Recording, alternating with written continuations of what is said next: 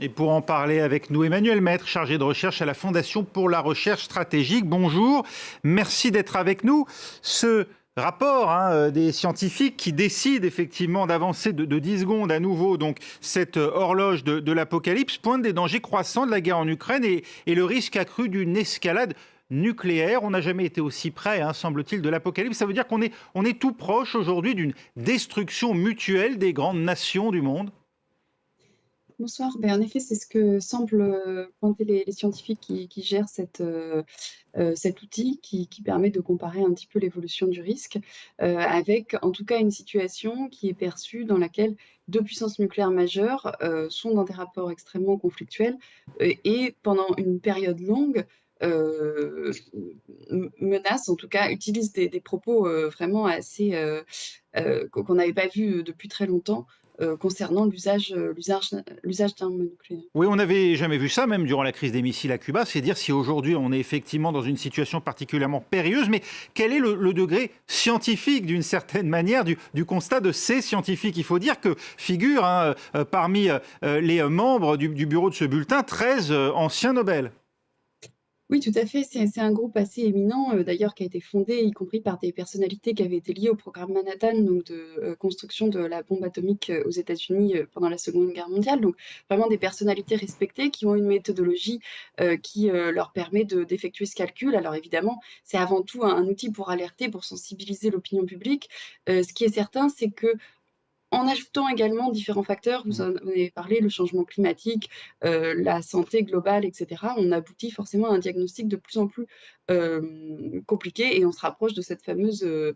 apocalypse. Donc c'est vrai que, il y a une méthodologie, il y a des critères, mais, il y a aussi une extension peut-être du champ d'action qui a fait que la situation n'a fait que se détériorer depuis les années, 90. Le fait que nous soyons entrés avec la fin de la guerre froide dans un monde multipolaire avec des puissances qui non seulement disposent de l'arme nucléaire, mais d'une certaine autonomie stratégique aujourd'hui, on n'est plus dans une logique de bloc, ça accentue aussi le risque d'usage demain, d'engagement de cette force nucléaire.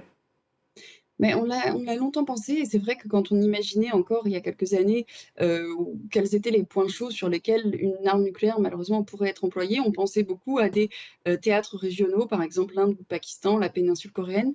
Finalement, ce qu'on voit aujourd'hui et cette année, c'est que cette rivalité, historique, qui avait caractérisé la guerre froide entre les 2 grandes puissances et même, superpuissances nucléaires que restent aujourd'hui les États-Unis et la Russie, c'est finalement aujourd'hui de là d'où vient ce qu'on perçoit comme le danger principal. Donc, on pourrait dire que ce sont des risques qui se sont ajoutés.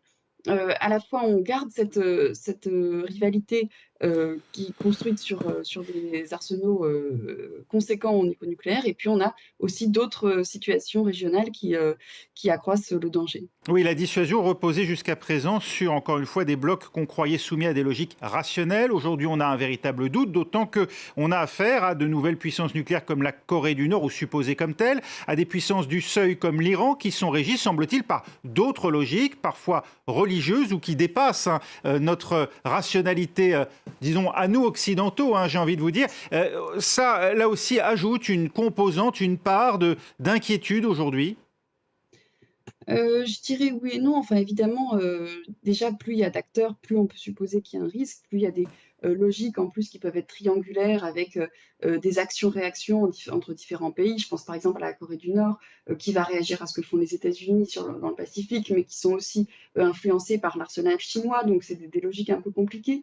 Après sur les aspects de rationalité, c'est des choses, qui sont importantes à regarder et qui peuvent en effet inquiéter, mais il faut se souvenir que pendant la guerre froide, par exemple, on a eu des moments avec l'administration de Nixon où justement le président américain lui-même essayait de mettre en doute, ou de, laisser entendre que sa rationalité n'était pas forcément, tout à fait, entière pour justement faire peur et un peu, créer le doute chez l'adversaire. Donc je crois que ce jeu de la dissuasion a jamais non plus été totalement, limpide ou sans danger à un moment. Même pendant la guerre froide, il y a des moments où cette fameuse, d'ailleurs Oui. horloge de l'apocalypse s'est rapprochée aussi de minuit. Donc je pense que il y a toujours eu des périodes où évidemment, ce, Oui. mécanisme de dissuasion a été perçu et a été, particulièrement dangereux. Il existe dans tous les pays qui disposent aujourd'hui de l'arme nucléaire une doctrine qui rend prévisible l'usage de cette force et des degrés de validation qui là aussi permettent d'anticiper, ou bien ce n'est pas le cas aujourd'hui, on est à l'aveugle sur un certain nombre de ces pays. Alors tous les pays ont une doctrine qui est plus ou moins précise. Mais en fait, évidemment, dans chaque doctrine, il y a une part d'ambiguïté, puisque c'est un peu le fonctionnement même de la dissuasion nucléaire, hein, et même pour un pays comme la France, de laisser planer une forme de doute sur, le seuil précis dans lequel on serait amené à employer l'arme nucléaire. Donc ça, c'est une chose.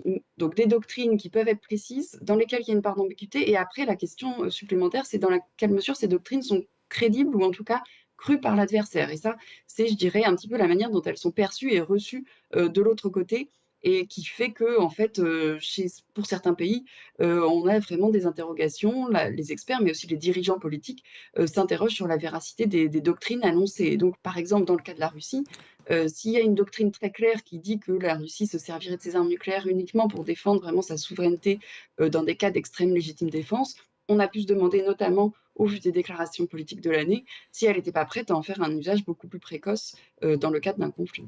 Merci Emmanuel Maître d'avoir été avec nous. Voilà pour cette Merci. horloge de l'apocalypse, hein, qui est particulièrement inquiétante aujourd'hui.